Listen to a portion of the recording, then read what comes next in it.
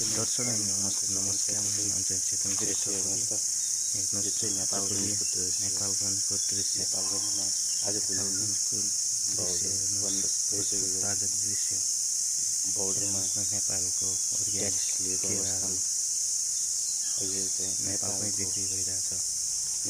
किनभने पहिला चाहिँ विदेश केरा भित्रिन्थ्यो, सबै भित्रिन्थ्यो।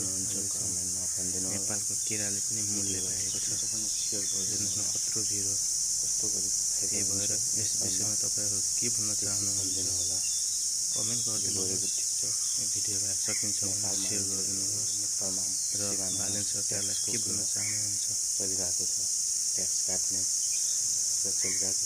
त्यही कमेन्ट गरिदिनु होला। यो भिडियोलाई सकिन्छ भने सेयर गरिदिनु होला। नयाँ जोडिन चाहनुहुन्छ भने फलो गरिदिनु होला। धन्यवाद। जय नेपाल।